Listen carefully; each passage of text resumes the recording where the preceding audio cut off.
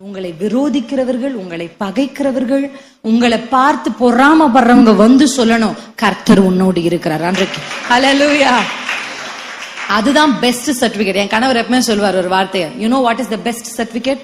உன்னை பகைச்சவங்க நான் ஊழியத்துக்கு வரேன்னு சொல்லும் போது என்னை உற்சாகப்படுத்த யாரும் இல்லை. இதை விட மோசமானது என்னன்னா, நான் ஊழியத்துக்கு வரேன்னு சொன்னோடனே ஒரு சாபமான வார்த்தையை கொண்டு வந்து எனக்கு கொடுத்து கர்த்தர் இதை உனக்கு சொல்றாருன்னு சொன்னவங்க தான் உண்டு. ஆமென். கர்த்தர் உன்னை ஊழியத்துக்கு அழைக்கல என்று சொல்லி என்னை பரியாசம் பண்ணினவர்கள் தான் உண்டு. ஆனா கர்த்தர் என்னோடு இருக்கிறார் என்பதை எப்ப நிரூபிச்சா தெரியுமா?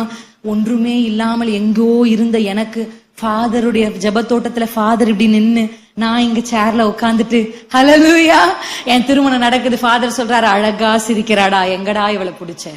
ஆமென். ஹல்லேலூயா. கர்த்தர் அந்த கல்யாணத்துக்கு நீ ஊழியமே செய்ய மாட்டேன்னு எனக்கு ஒருத்தர் வந்து வசனம் கொடுத்து சொன்னாரு.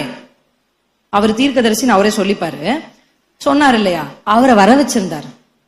ஆமென். அந்த கல்யாணம், ஏன்னா எனக்கும் ஃபாதருக்கும் சம்பந்தமே இல்லை. எனக்கு தெரிஞ்சு எங்க ஃபாதருடைய கேசட் வாங்குறது கூட நாங்க அவ்வளோ we are not அவ்வளோ எக்யூப்ட். ஃபாதரோட பாட்டு எங்க பக்கத்து வீட்டுல இருக்கவங்க நிறைய போடுவாங்க. போய் அந்த அந்த அந்த காம்பவுண்ட் வால நின்று கேட்பேன்.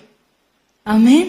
அப்படி கேட்டு எனக்கு ஃபாதர் திருமணத்தை நடத்தும் பொழுது அங்க வந்து பார்த்துட்டு, அவர் வந்து எங்க ஸ்டேஜ்ல, எங்களோட ரிசப்ஷன் ஸ்டேஜ்ல என் கணவருடைய கையை பிடிச்சு ஓன்னு அழுது சொன்னார், கர்த்தர் உன் கூட இருக்கிறாரம்மா.